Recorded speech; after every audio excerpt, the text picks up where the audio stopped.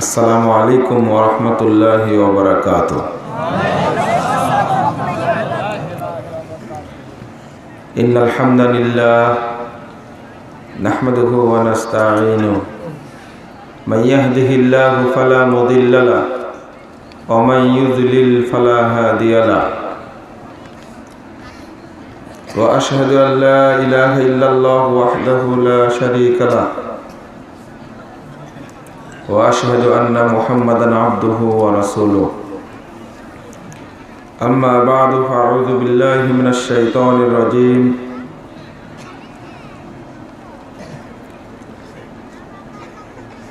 وأقم الصلاة إن الصلاة تنهى عن الفحشاء والمنكر ولذكر الله أكبر.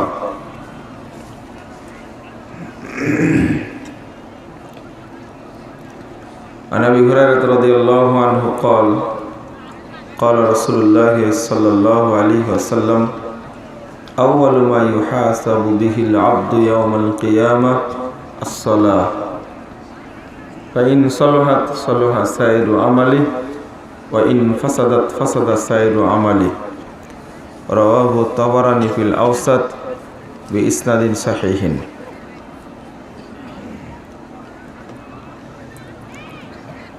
সম্মানিত সভাপতি, উপস্থিত ওলামায়ে কেরাম, অতিথিবৃন্দ, সুধী মণ্ডলী, সামনে উপবিষ্ট শ্রদ্ধেয় মুসলিম ভ্রাতৃমণ্ডলী, আমার প্রাণপ্রিয় ছাত্র ও যুবক ভাইয়েরা, পর্দার আড়ালের মা ও বোনেরা, সকলকে আন্তরিক অভিনন্দন জানাচ্ছি। আল্লাহর কাছে দোয়া করছি আল্লাহ যেন আমাদের এই মাহফিলকে কবুল করে নেন।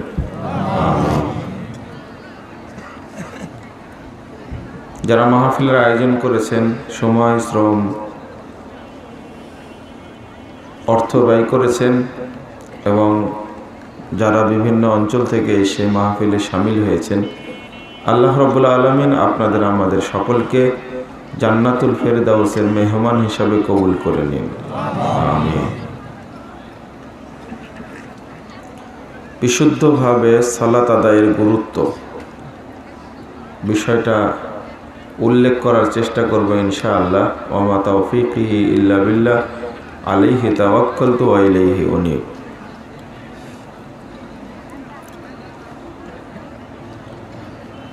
আপনারা বাদাম খাওয়া বন্ধ করেন।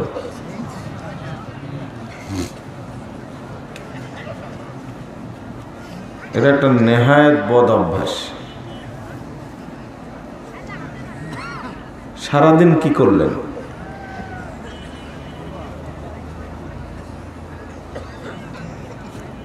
মনে থাকবে তো? আর কোনোদিন এমনটা হবে না ইনশাল্লাহ। সবাই বলল না।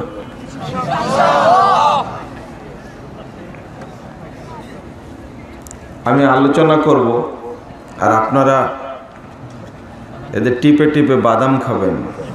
এর একটা বদ অভ্যাস না? বলেন, আপনারা বলেন। তাহলে যে সমস্ত ভাইয়েরা এখনো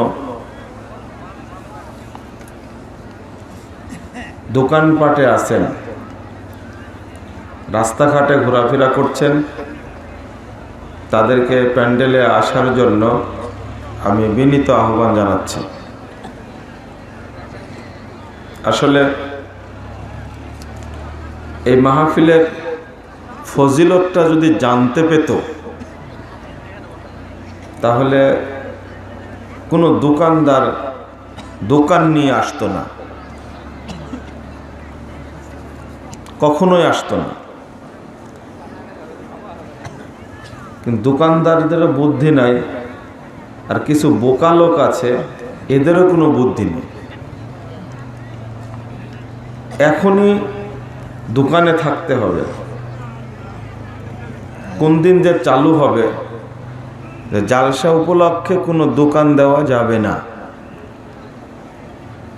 এটা মনে হয় জালসা কর্তৃপক্ষ করতে পারবে না। কি মনে হয় আপনাদের কাছে? পারবে? উদ্যোগ নিলে পারবে মনে হয়। যে এই সম্মেলন উপলক্ষে কোনো দোকানে এলাকায় দিতে পারবে না, তাহলে আসতে পারবে ওরা? মনে হয় দোকান থেকে আপনারা চাঁদা আদায় করেন মনে হয়, না কি? হ্যাঁ, ইন্নালিল্লাহ। এই জায়গাটা দুর্বলতা, এই জন্য এরকম মেলা বসেছে। ভবিষ্যতে এরকম মেলার আয়োজন করে আমাদের দাওয়াত দিয়েন না।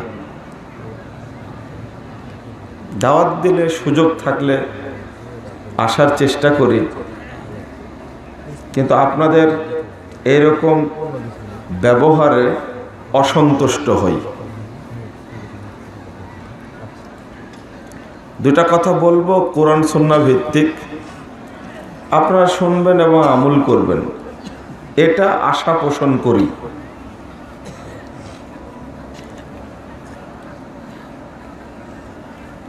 কিন্তু আমাদের আশাটা পূরণ হচ্ছে না।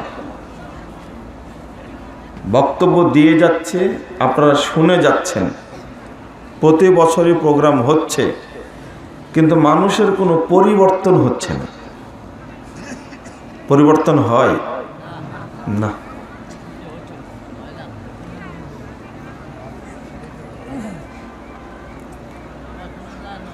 অনেক দিন থেকে জাল জয়ীফ হাদিসের ব্যাপারে কথা বলে আসি। আলেম ওলামাও জাল হাদিস বলে, তো বক্তব্য দিয়ে কোনো লাভ হচ্ছে এটা মনে হয় না, হতাশ হয়ে যায়। এখন এই অভ্যাসটা থেকেই গেছে। আবার আলোচনা শোনার পরেও মানুষ এক একটা হাদিস কতবার শুনছে কিন্তু আমল করছে না।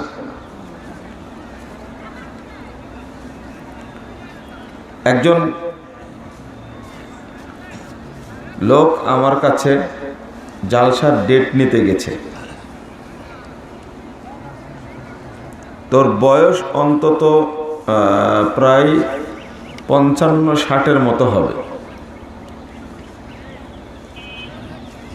তো বলছে আমি 30 বছর যাবৎ জালসাটা পরিচালনা করি, আপনি একটা ডেট দেন। তো লোকটার দিকে তাকায় দেখছি ওই দিন সকালেও দাড়িটা খুব সুন্দরভাবে চেঁচে এসেছে। কত বছর জালসা করছে? 30 বছর। পায়ের দিকে তাকায় দেখছি প্যান্টটা এখনো টাকনুর নিচেই আছে। আমি বললাম যে আর কত বছর জালসা করলে আপনার এই অবস্থার পরিবর্তন হবে? তখন বলছে হবে হবে, পরিবর্তন হবে। আমি বললাম যে আরো যদি 30 বছর জালসা করেন আপনার এই বদ অভ্যাসের পরিবর্তন হবে না। আপনি একটা ট্র্যাডিশন, ফ্যাশন মনে করে জালসা করেন। এই ভদ্রতা কেন দেখাতে আসছেন আমাকে? সাথে লোক আসছে 7 জন। 7 জনের মধ্যে একজন বুড়া, তো বুড়া হয়ে গেছে, দাড়ি তো রাখাই লাগে, দাড়িটা সাদা হয়ে গেছে। এই বুড়ার শুধু দাড়ি আছে, বাকি 6 জনের একজনেরও দাড়ি নেই। আমাদের শরম লাগে, লজ্জা লাগে। কেমনে জালসার ডেট নিতে আসছে আর দাড়ি চেঁচে সুন্দর পরিষ্কার করে মেয়ে মানুষের মতো আসছে? এটা তো শরম লজ্জা করার দরকার। এই হলো জালসার ফলাফল, অবস্থা। আপনারা তো শুনছেন বহুদিন যাবত, কথাগুলো আপনাদের কাছে একটু খারাপ লাগবে, কিন্তু বলার দরকার। আর বক্তারা এগুলো বলবে না, কারণ হলো বক্তাদের একটা ভয় থাকে আজকে মনে হয় যাওয়ার সময় পাথেওই দিবে না। তা আলহামদুলিল্লাহ ওই ভয় জীবনে ছিল না, এখনো নাই, ভবিষ্যতেও থাকবে না ইনশাআল্লাহ। জালসা করতে নিয়ে আসতেন বলে আপনার পক্ষে দুটা দালালি কথা বলে যাবো এটা সম্ভব না। আপনার এই বদ অভ্যাস কেন? আগের আলেমগণ ঠিকই বলতে পারতেন, আমরা পারি না। মানে অধিকাংশ তো ব্যবসায়ী, যে ওয়াজ মারে কোন দিক থেকে কোন দিকে যায় একবারে ধোলা অন্ধকার, কোনো আগা মাথা কোনোটাই ঠিক নাই। একটা বিষয় দিয়ে দিবেন যে আপনি শিরিকের উপরে আজকে কথা বলবেন। গতকালকে এক বক্তাকে সাইজ করেছি, গতকালকে তো বলছে যে আমরা তো এত পড়াশোনা করি না।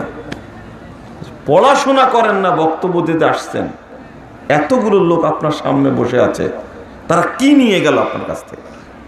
পড়বেন নির্দিষ্ট একটা বিষয় নিয়ে, ওই বিষয়ের উপরে কোরআন হাদিস যা পাবেন আলোচনা করে শেষ করবেন। মানুষকে প্রভাবিত করার দরকার নাই, আল্লাহর কাছে বলবেন আল্লাহ তুমি কবুল করো। চাইলে ওই বক্তব্যে মানুষ হেদায়েত হবে, আল্লাহ তাদেরকে হেদায়েত দান করবে। তো বলছি কেন? বক্তা দেখছি এক এয়ারপোর্টে বিমানে উঠতে যাচ্ছে, সামনে দেখছি বড় বড় হুজুরের ছবি ব্যাংকের অ্যাড দিচ্ছে, ব্যাংকের অ্যাডে হুজুরের ছবি, পরিচিত আলেম তারা, আপনার নাম বললেই চিনবে। তাহলে এই জগতের তো ইজ্জত আর নাই। একসময় একটা ব্যবসা ছিল ডেস্টিনি, চিনেন? খুব তো চিনেন তাই না? হুজুরেরা ডেস্টিনি করতো না, হুজুরেরা ছিল ডেস্টিনির এজেন্ট। আমরা ফতোয়া দিয়েছিলাম এই ডেস্টিনি হারাম। তখন হুজুরও শুনেনি, প্রশাসনও শুনেনি, সরকারও শুনেনি, গোয়েন্দাও শুনেনি, সবাই ডেস্টিনির সাথে জড়িয়ে পড়েছে। ওদের আবার ফতোয়া বোর্ড ছিল। ডেস্টিনি একটা ব্যবসা কোম্পানি, তারা আবার ফতোয়া বোর্ড তৈরি করেছে গৃহপালিত মুফতি দ্বারা। আচ্ছা, একটা ব্যবসায় প্রতিষ্ঠানের ফতোয়া বোর্ড থাকে?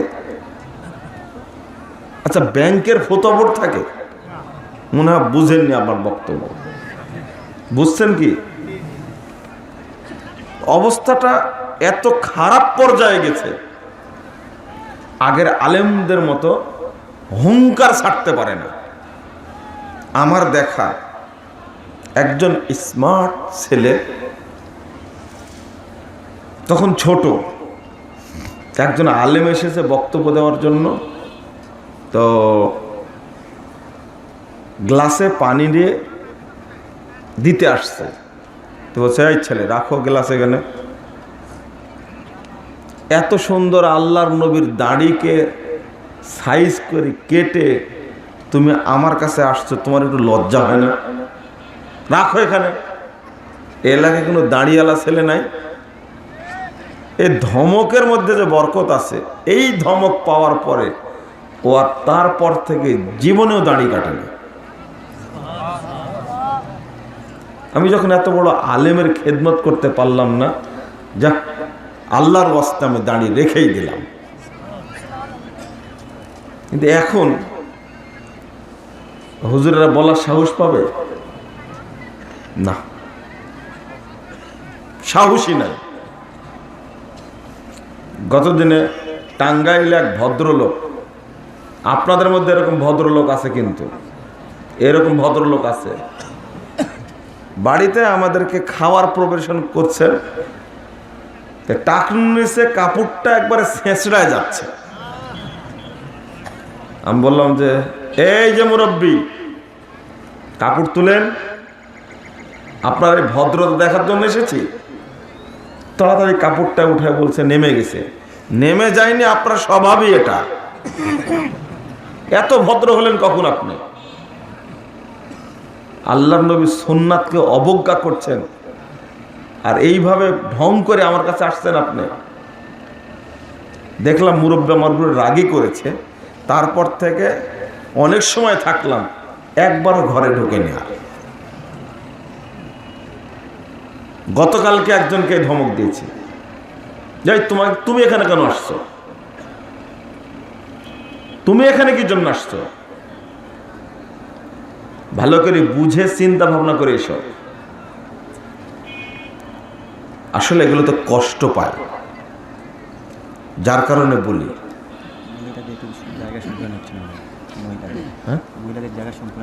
কি করতে হবে?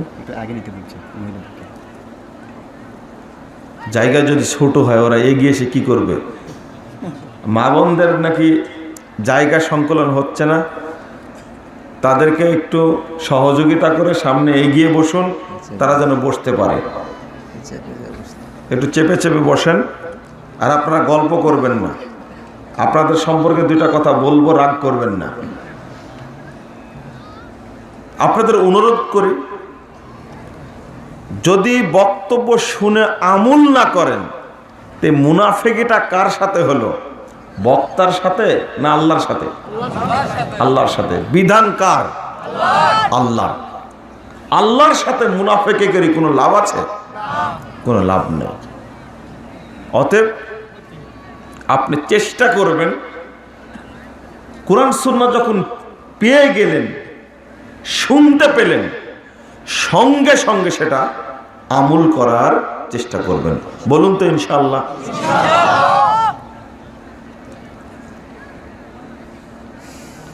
সমাজে মুসল্লি অনেক, জালসাও হচ্ছে পাড়ায় পাড়ায়, কিন্তু দুর্ভাগ্য হলো যত অনাচার, দুর্নীতি, খারাপ কাজ, মিথ্যা কথা, এইগুলো বাড়ছে মানে এমন গতিতে যা আগে ছিল না। কিন্তু লোকটা নামাজি, বক্তব্য শুনে আসছে 50 বছর যাবত, কিন্তু এই মুসল্লি আজও সুদ খাওয়া ছাড়েনি, সুদ খেতেই আছে। একটা হাদিস বলেনি, যে কথাটা আগে বলছিলাম, দেখেন তো হাদিসটার প্রতি ঈমান আনতে পারেন কিনা। আল্লাহ রাসূল একদিন বলছেন, 306 নম্বর হাদিস সহিহ মুসলিমের মধ্যে এসেছে, সালাসাতুন লা ইউকাল্লিমুহুমুল্লাহু ইয়াওমাল কিয়ামা ওয়ালা ইয়ানজুরু ইলাইহিম ওয়ালা ইউসাক্কিহিম ওয়া লাহুম আযাবুন আলীম। 3 শ্রেণীর মানুষের সাথে আল্লাহ কিয়ামতের দিন কথা বলবেন না, তাদেরকে পবিত্র করবেন না পাপ থেকে, এবং তাদের দিকে তাকাবেন না, তাদের জন্য রয়েছে কঠিন শাস্তি। আপনাদের কি মনে হচ্ছে? হাদিসটা শুনলেন তো, এখন কি মনে হচ্ছে বলেন তো দেখি। একজন বলেন তো, কিছু মনে হচ্ছে ভিতরে? ভয় হচ্ছে, তাই না? এই যতটুকু বললাম ততটুকু কি মনে হচ্ছে? ভয় হচ্ছে, তাই না? তো যাক, আলহামদুলিল্লাহ ভয় হচ্ছে। এই কথা আল্লাহর নবী বলা মাত্রই সাহাবী বলছেন, মান হুম ইয়া রাসূলুল্লাহ, ক্বাদ খাবু ওয়া খাসারু। আল্লাহ রাসূল, তারা কারা যারা আল্লাহর রহমত পাবে না, ধ্বংস হয়ে যাবে কিয়ামতের মাঠে, তারা কারা? তাহলে ভয়েই জানতে চেয়েছেন, কিন্তু আপনাদের মধ্যে জানতে চাওয়ার আগ্রহ তৈরি হয়নি। ভয় লেগেছে এটা বললেন, কিন্তু সাহাবীরা ভয় পেয়েছেন কারা জেনে নি, যদি তাদের অন্তর্ভুক্ত হয়ে যায়। এ দেখেন ঈমানগত পার্থক্য। আপনাদের মাথায় ওটা আসেইনি, সাহাবীদের মাথায় যেটা আসছে। সাহাবীরা প্রশ্ন করলেন কেন, যে এই 3 শ্রেণীর মানুষের মধ্যে যদি আমি পড়ে যাই, তাই জিজ্ঞেস করছেন মান হুম ইয়া রাসূলুল্লাহ, আল্লাহ রাসূল তারা কারা, কিয়ামতের মাঠে তারা নিরাশ হবে, রহমত পাবে না, তারা ধ্বংস হয়ে যাবে, তারা কারা? রাসূল সাল্লাল্লাহু আলাইহি ওয়াসাল্লাম বললেন 1 নম্বর আল মুসবিল, যারা টাকনুর নিচে প্যান্ট পায়জামা লুঙ্গি পরিধান করে, তারা 1 নম্বর কাতারে আছে। এই হাদিসটা আপনি শুনছেন, কেউ আছেন এখানে 10 বছর যাবৎ শুনছেন, কেউ আছেন এখানে 20 বছর যাবৎ শুনছেন, কেউ আছেন এখানে 30 বছর যাবৎ শুনছেন, আজকেও শুনলেন, এখনো হয়তোবা প্যান্টটা টাকনুর নিচে আছে, কালকে যখন আপনি বাসা থেকে বেরিয়ে অফিসে যাবেন, তখনও আপনার লুঙ্গিটা প্যান্টটা টাকনুর নিচেই থাকবে। তাহলে এই হাদিসটার সাথে আপনি যে আচরণ করলেন, এটা ঈমানি আচরণ না মুনাফিকি আচরণ? মুনাফিকি আচরণ। হাদিসকে সাহাবা কেরাম এত গুরুত্ব দিতেন, বলা মাত্রই চুম্বকের মতো ধরে ফেলতেন। দেখেন এত বিশ্বাস করতেন সাহাবা কেরাম, হাদিসকে এত বিশ্বাস করতেন। বিশ্বাস মানে কি বলেছেন সাথে সাথে। তার মধ্যে সহিহ বুখারীর একটা হাদিস, মুসলিমে আসছে হাদিসটা, ওক্কাশ ইবনে মিহসান নাম, ওক্কাশা, মনে থাকবে নামটা। আল্লাহ রাসূল একদিন বললেন, আমার উম্মতের ৭০,০০০ মানুষ বিনা আযাবে বিনা হিসাবে জান্নাতে চলে যাবে। এই কথা আল্লাহর নবী যখনই বলেছেন, তখনই ওক্কাশা বলছেন, তাদুল্লাহ আইয়াজআলানি মিনহুম, আপনি আমার জন্য দোয়া করেন আল্লাহ যেন আমাকে তাদের অন্তর্ভুক্ত করে নেন। এই কথা বলা মাত্রই আল্লাহ রাসূল বলছেন, আনতা মিনহুম, ওক্কাশা তুমি তাদের অন্তর্ভুক্ত হয়ে গেছো। তখন আরেকজন সাহাবী বলছেন, আল্লাহ রাসূল আমার জন্যও দোয়া করেন যেন আমিও তাদের অন্তর্ভুক্ত হই। তখন আল্লাহ রাসূল বলছেন, সাবাকাকা ওক্কাশা, ওক্কাশা তোমার আগে চলে গেছে, আর হবে না। এটা কেন বললাম খেয়াল করেন। এই হাদিস আল্লাহ নবী বলার পরে, আল্লাহ নবী বলার পরে এই হাদিসের প্রতি বিশ্বাস ওক্কাশার মধ্যে এত বেশি, যখনই বলেছেন ৭০,০০০ মানুষ বিনা হিসাবে বিনা শাস্তিতে জান্নাতে চলে যাবে, শোনা মাত্রই তিনি চাচ্ছেন আমি যেন তাদের অন্তর্ভুক্ত হয়ে যাই। তার ভিতরে হাদিসটার প্রতি ঈমান এত বেশি, সাথে সাথে বলছেন, আল্লাহ একটু আমার জন্য দোয়া করুন না, আল্লাহ যেন আমাকে তাদের অন্তর্ভুক্ত করে নেন। হাদিসের প্রতি বিশ্বাস কত! বলাও সারা, আল্লাহ নবীরও বলা সারা যে তুমি তাদের অন্তর্ভুক্ত হয়ে গেছো। সুবহানাল্লাহ। একটু চিন্তা করেন তো, সাহাবেরা হাদিসের প্রতি কত ঈমান আনতেন। ঈমান মানে কি? আচ্ছা, ওক্কাশা এই কথা বললেন, আল্লাহ রাসূল বললেন তুমি তার অন্তর্ভুক্ত হয়ে গেছো। আর একজন সাথে সাথে বলল, এর মাঝে কয় সেকেন্ড পার্থক্য হবে? 10-15 সেকেন্ড না 10 মিনিট? 10-15 সেকেন্ড, তাই না? তাও না। যখন আল্লাহ রাসূল বলেছেন তুমি তাদের অন্তর্ভুক্ত হয়েছো, তখন আর একজন সাথে সাথেই বলেছে, আল্লাহ রাসূল আমার জন্যও বলেন যেটা তাদের অন্তর্ভুক্ত করে নিই। এটা হলো পাওয়ার না, মানে হাদিসটার প্রতি বিশ্বাস রাখতে হবে আপনাকে। এই বিদ্যুতের তারের যে পাওয়ার, তার চেয়ে লক্ষ কোটি গুণ বেশি কোরআন সুন্নাহর প্রতি আপনাকে বিশ্বাস রাখতে হবে। এটা এত পাওয়ারফুল, এত পাওয়ারফুল, কিন্তু আমরা এই জিনিসটা বুঝি না, বুঝতে চাই না। আচ্ছা, আর একটা কথা বলি। রাসূল সাল্লাল্লাহু আলাইহি ওয়াসাল্লাম তিনি বাইতুল মাকদিস গেলেন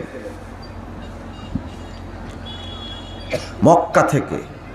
বাইতুল মাকদিস থেকে, এই হাদিসটা আসছে মুস্তাদরাক হাকিমের মধ্যে 4407 নম্বর হাদিস।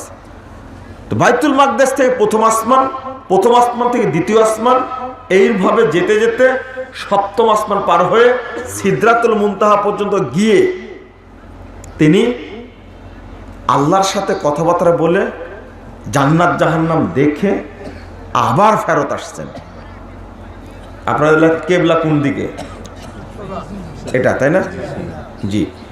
তো রাসূলুল্লাহ সাল্লাল্লাহু আলাইহি ওয়াসাল্লাম মক্কায় এসে বলছেন যে আমি আজকে এক রাত্রিতে সবকিছু দেখে চলে এসেছি। এটা কি সম্ভব? সম্ভব না। তখন আপনি চিন্তা করেন, এই প্রথম আসমানে যেতে সময় লাগবে 500 বছর, দ্বিতীয় আসমানে যেতে লাগবে আরো 500 বছর, টোটাল যেতে লাগবে কত বছর? 3500 বছর, আসতে লাগবে 3500 বছর, তাই না? আর সেখানে বলছে এক রাত্রিতে আসছে। আবার মক্কা থেকে বাইতুল মাকদিস এত দূরে। আমি ঈমানি তাৎপর্যটা আপনাদের বুঝাচ্ছি।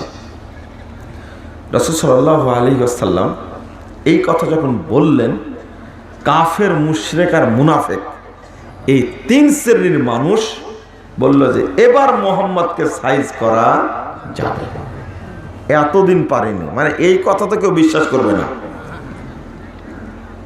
আর আপনাদের মতো দুর্বল ঈমান যারা, তারা মনে মনে ভাবতে লাগলো আসলে আবু জাহাল যা বলে সেটাই মনে হয় সঠিক, এর মাথাতেই সমস্যা আছে।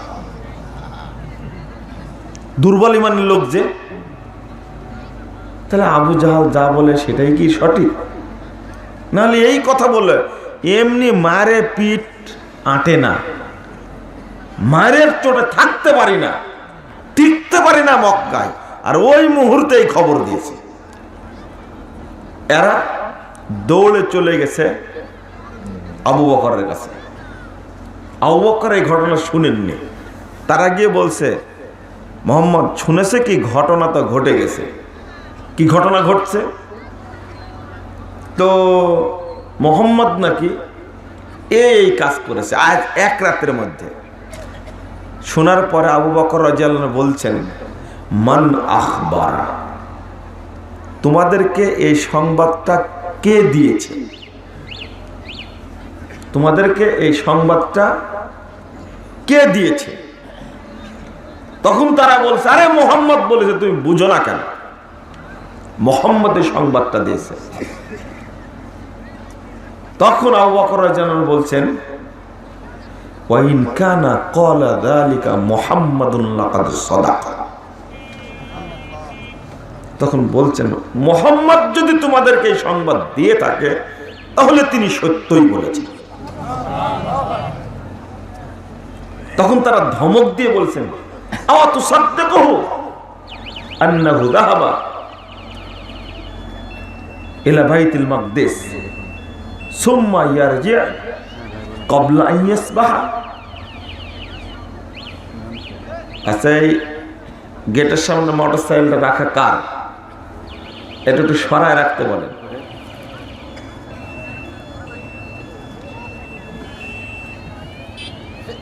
তো ধমক দিয়ে বলছে, তুমি কি বিশ্বাস করো আবু বকর, তুমি কি বিশ্বাস করো যে মুহাম্মদ এক রাত্রিতে মক্কা থেকে চলে গেছে বাইতুল মাকদেস, সেখান থেকে সকাল হওয়ার পূর্বে ফিরে এসেছে? তখন আবু বকর রাদিয়াল্লাহু আনহু বললেন, আরে বলো কি তোমরা, ওয়াইন কানা আবাদু মিন যালিক উসাদ্দিকুহু, যদি মুহাম্মদ এর চেয়েও আরো অনেক দূরের কথা বলে আমি আবু বকর সেটাকে বিশ্বাস করি। আচ্ছা, আবু বকর শুনলো কার কাছ থেকে? রাসূলের মুখ থেকে না মুনাফিকদের মুখ থেকে? শুধু এতটুকু জানলেন, মানে আখবারা, আপনাদেরকে সংবাদটা কে দিয়েছে, তোমাদেরকে সংবাদটা কে দিয়েছে, শুধু এতটুকু বলার কারণে আবু বকর রাদিয়াল্লাহু আনহু বিশ্বাস করলেন। এইভাবে বিশ্বাসটা কত শক্ত! ফাসুম্মিয়া বিযালিকা সিদ্দিক, শুধু এই কারণে তার নাম রাখা হয়েছে কি? সিদ্দিক। বোঝা যাচ্ছে যে ওই সময়ে এই বিশ্বাসটা অন্য কেউ এইভাবে করেনি। যদি করতেন তাহলে তাদের নামও সিদ্দিক হতো, এটা বোঝা যায়। কারণ 10 জন সাহাবী জান্নাতের আগে সুসংবাদ পেয়েছিলেন, তাতে আল্লাহর কোনো ঠেকা হয়েছে? আরো 10 জন যদি সিদ্দিক হতো, কোনো সমস্যা ছিল না। বোঝা যাচ্ছে আবু বকর রাদিয়াল্লাহু আনহুর ঈমান কত দৃঢ় ছিল রাসূলের প্রতি। ঈমানটা ওরকম দৃঢ় হতে হবে, ওইরকম পোক্ত হতে হবে। হাদিস শোনা মাত্রই এইভাবে আপনাকে বিশ্বাস করতে হবে। আপনি একটা কথা বলেননি, ওয়াশহাদু আন্না মুহাম্মাদান আবদুহু ওয়া রাসূলুহু, বলেননি? কথাটা বলেছেন তো? বুঝেছেন কি এর অর্থ? কি জানেন? এর অর্থ হলো তাসদীকুহু ফীমা আখবার। মুহাম্মদ সাল্লাল্লাহু আলাইহি ওয়াসাল্লাম যা বলেছেন, তাকে যা সংবাদ দিয়েছেন তা সত্যায়ন করা। ওয়া আল্লাহ ইউবাদাল্লাহ ইল্লা বিমা শারা, আর আল্লাহর ইবাদত না করা তার পদ্ধতি ছাড়া। অর্থাৎ মুহাম্মদ সেই পদ্ধতি অনুযায়ী ইবাদত করা, না হলে ইবাদত করা যাবে না। এর অর্থটা এটা, তাসদীকুহু ফীমা আখবার, তিনি যা বলেছেন সেটাকেই সত্যায়ন করা। তো আলোচনায় এসে একটু দীর্ঘ করে দিলাম আপনাদেরকে এই কথাটা বলার জন্য। সেটা হলো, যখনই আপনি শরীয়তের কোনো অংশ শুনবেন, সাথে সাথে আমল করার চেষ্টা করবেন। বলুন ইনশাআল্লাহ। কিছু বোঝা গেল? আমি এতক্ষণ যেটা বললাম কিছু বুঝতে পারলেন? হ্যাঁ, সাহাবীরা এত শক্ত মানুষ ছিলেন, এত শক্ত মানুষ ছিলেন। আমাদের যুগে কোনো সাহাবী বেঁচে থাকলে আমাদের কারোর সাথে সাহাবীদের কথাবার্তা হতো না।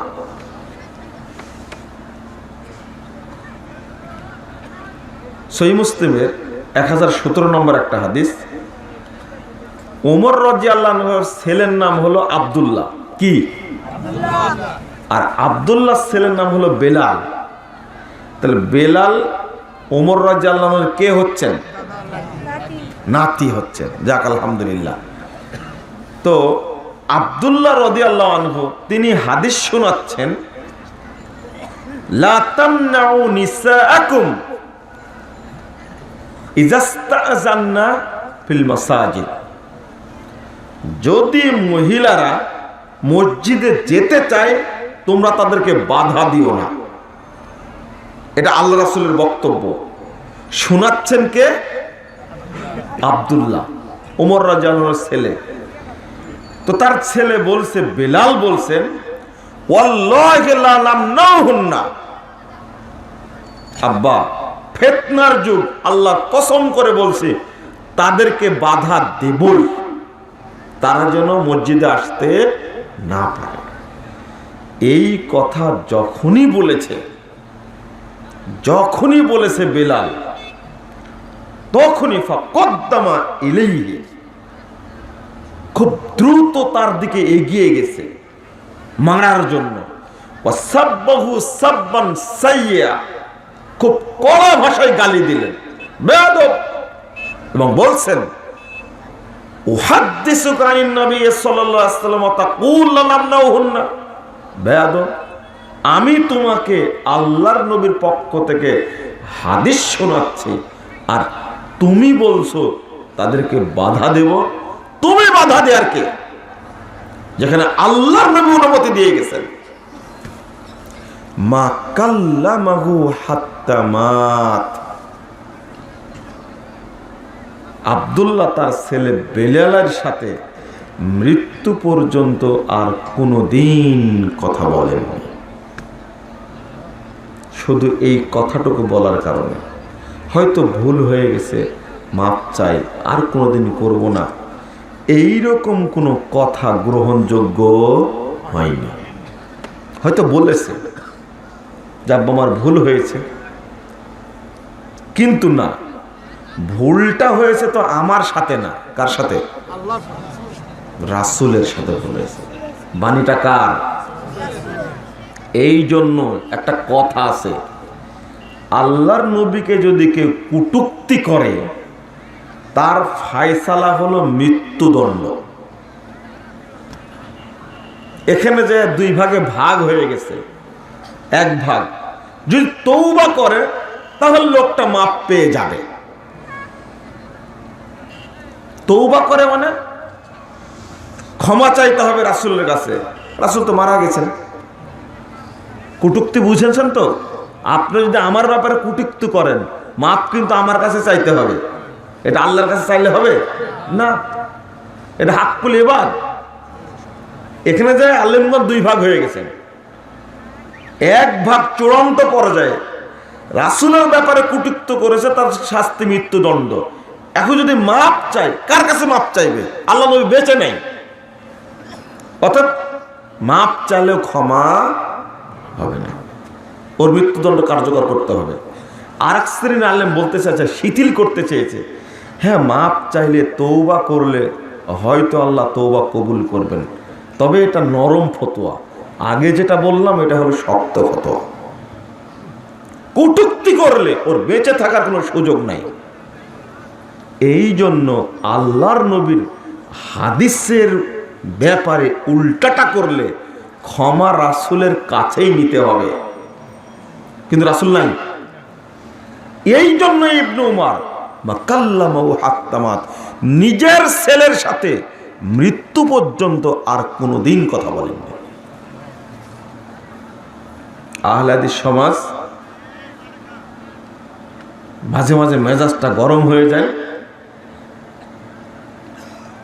এখানে কয়েকজন সালাম দিল, তার মধ্যে দুই হাতে মুসাম মারি দিল। কয় হাতে মারলো? দুই হাতে। শরম লজ্জা নয় আপনাদের একটুকু? কেন? এই বেদাতি অভ্যাস কোথায় থেকে শিখলেন এটা? সালাম আলাইকুম, এই যে সালামটা দিলাম, উনি বললেন ওয়ালাইকুম আসসালাম ওয়া রাহমাতুল্লাহ। আমার আর ওনার মাঝে হাতটা ছাড়তে ছাড়তে যত পাপ আছে আল্লাহ সব পাপ ক্ষমা করে দেবেন। এটা হলো ফজিলত। কিন্তু লাগালেন যদি, উনিও লাগালেন আমিও লাগালাম, এবার পাপ বাড়তে থাকলো না কমতে থাকলো? বাড়তে থাকলো। যদি বলি নাহমাদুল্লাহ ওয়া নাস্তাগফিরুহু, আরো বাড়লো। যদি বলি ইয়াগফিরুল্লাহু লানা লাকুম, আরো বাড়লো। যদি বুকে হাত দেই, যদি মুখে চুমু খাই, আরো বাড়লো। এবার বাড়তে আছে, আর কমবে না। কিন্তু কিছু কিছু মুরব্বী বসে আছে, আমার উপর খুব খেপে যাচ্ছে। বলে কি না, আপনি যতই ক্ষিপ্ত হন না কেন আমার উপরে, ইয়াগফিরুল্লাহু লানা ওয়া লাকুম, এই দোয়া খুঁজে আপনার বাপও পাবে না, আপনার দাদা পাবে না, তার দাদাও পাবে না, আপনার থেকে না আপনার নাতিপুতি পর্যন্ত, কিয়ামত পর্যন্ত যারা আসবে এই দোয়া খুঁজে পাওয়া যাবে না। আপনি রাখতে পারেন, আপনার অভ্যাস এখনো আছে, মুসাফা করলেই বলবেন নাহমাদুল্লাহ ওয়া নাস্তাগফিরুহ। নাই, সালামটাই দোয়া, উত্তরটাই দোয়া, এর সাথে দুই হাত যোগ হলো কেন?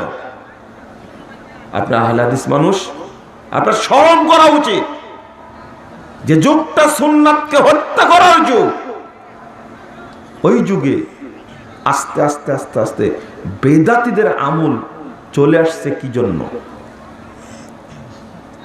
কেন আসছে আপনাদের মধ্যে বলেন? আজকে আমার কাছে ওয়াদা করেন, আমার কাছে ওয়াদা করেন, আর জীবনে বেঁচে থাকতে দুই হাত লাগায় মুসাফা করব না। বলেন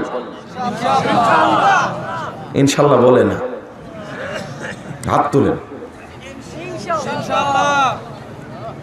রাখেন। আল্লাহ হাত তুল কবুল করো, আমিন। কোনদিন না। একটা সুন্নাতের দাম কত?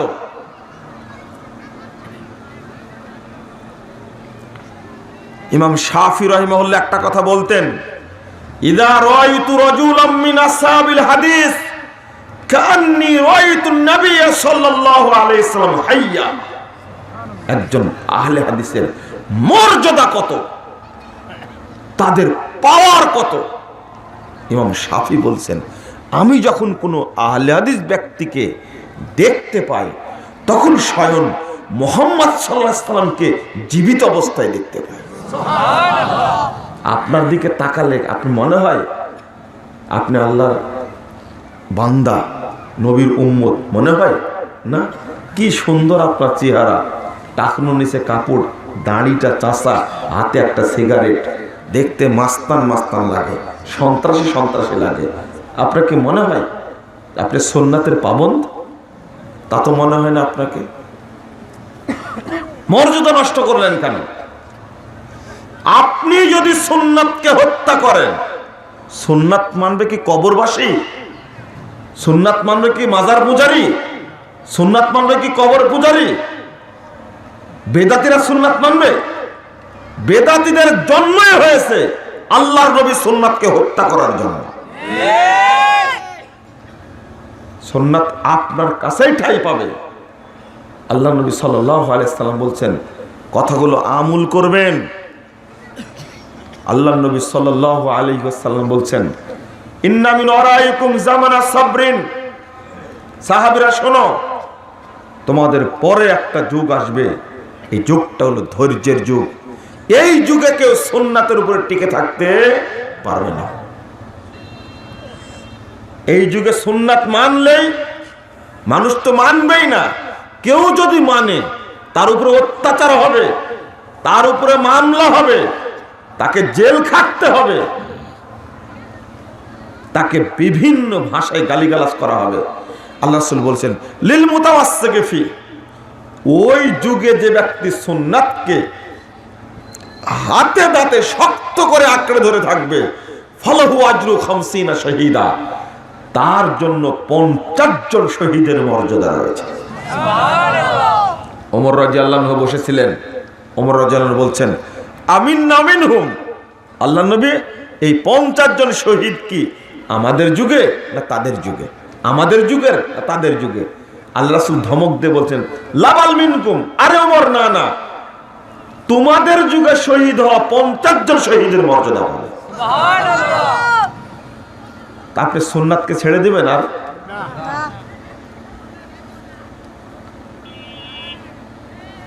অনেক সাধারণ সুন্নাত আমল করে সাহাবায়ে কেরাম জান্নাতে চলে যাবেন। জান্নাতের ফজিলত বলেছেন, কিন্তু আমরা সুন্নাতগুলোকে গুরুত্ব দেই না। চলুন, আল্লাহ রাব্বুল আলামিন বলছেন, ইন্নানি আনাল্লাহ, নিশ্চয় আমি আল্লাহ, লা ইলাহা ইল্লা আনা, আমি ছাড়া কোনো ইলাহ নেই, ফাবুদনি ওয়া আকিমিস সালাতা লিযিকরি, অতএব আপনি আমার তাওহীদ প্রতিষ্ঠা করুন, আমার একত্ব ঘোষণা করুন। ওয়া আকিমিস সালাতা লিযিকরি, এবং আমাকে স্মরণ করার জন্য সালাত আদায় করুন। তাহলে সালাত আদায় করতে হয় কাকে স্মরণ করার জন্য? আল্লাহকে।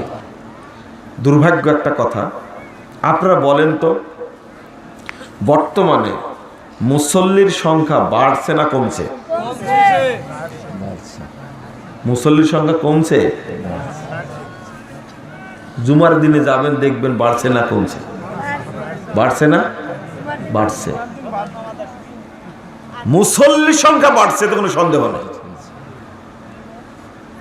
ধর্ষণ, দুর্নীতি, মিথ্যা কথা, এগুলো হারাম খাওয়া বাড়ছে না কমছে? এটাও বাড়ছে, এটা আরো বেশি বাড়ছে। মুসল্লি বাড়াচ্ছে, এটা বেশি বাড়ছে। কিন্তু আল্লাহ কি বলছেন? সূরা আনকাবুত 45 নম্বর আয়াত আল্লাহ বলছেন, ইন্নাস সালাতা তানহা আনিল ফাহশাই ওয়াল মুনকার, নিশ্চয় সালাত বাধা দিবে যাবতীয় অন্যায় কর্ম, ফাহিশা কাজ থেকে বাধা দিবে। তা আপনাকে সালাত বাধা দেয় না কেন? এটুকু চিন্তা করেছেন? 50 বছর যাবত সালাত আদায় করছে, কিন্তু আজও সুদ খাওয়া ছাড়েনি। দেখেন আজকে যত মহিলা আসছে প্রোগ্রামে, যত মহিলা আসছে, তাদের শতকরা 70 জনই সুদের সাথে জড়িত। অবশ্য তার চেয়ে বেশি হবে, 90 ভাগ। মুরব্বী বলে 90 ভাগ। শতকরা বাকি আছে কয়জন? 10 জন। সবাই সুদের সাথে জড়িত। এরা জালসা শুনতে আসছে, অথচ সুদ করে। আপনারাও জালসা শুনতে আসছেন, কিন্তু হারামের সাথে জড়িত। লাভটা কি হলো বলেন তো?